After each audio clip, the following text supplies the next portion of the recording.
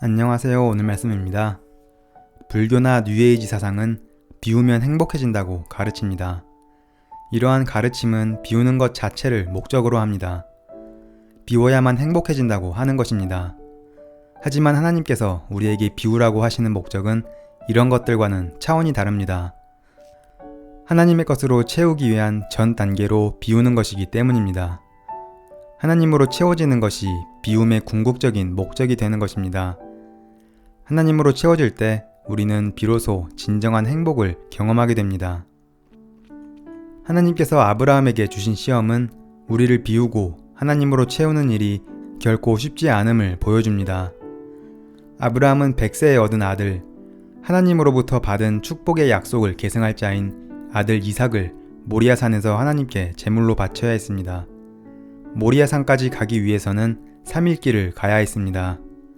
이때 아브라함의 마음이 어떠했을까요? 성경에는 아브라함의 심정에 대해 아무런 설명이 나와 있지 않습니다. 중요한 것은 아브라함이 하나님을 향해 아무런 대꾸 없이 이삭을 데리고 그 길을 걸었다는 사실입니다. 그 길을 다 걷고 난 아브라함과 이삭은 모리아 산에 오릅니다. 그 산은 하나님께서 당신의 아들을 죽이기로 예정하신 골고다 언덕에서 멀지 않은 곳입니다. 아브라함은 아무 말 없이 칼을 들었습니다. 이 순간은 하나님의 인류 구원을 위한 원대한 계획이 점화되는 시점이었으며 또 아브라함에게도 그동안 그가 맺었던 하나님과의 관계의 실체가 확인되는 순간이었습니다. 그리고 결국 그는 하나님을 신뢰함으로 순종했습니다. 하나님의 관심은 이삭을 빼앗는 데 있지 않았습니다. 하나님의 관심은 이삭이 아브라함의 자식만이 아니라 하나님의 축복을 계승하고 그리스도가 태어날 가문을 잇는 자가 되게 하는 것이었습니다. 아브라함이 칼을 높이 들었을 때 하나님은 이미 아브라함의 내려놓음의 제사를 받으셨고 이삭을 대신할 희생 제물을 준비해 놓으셨습니다. 아브라함은 이삭이 자기 자식이기 이전에 하나님께 속한 자임을 깨달았기에 이삭을 하나님 앞에 내려놓을 수 있었던 것입니다. 우리 시대에 행복이 주인이 되는 삶을 사는 사람들이 많습니다. 행복하기 위해 하나님을 찾기도 합니다.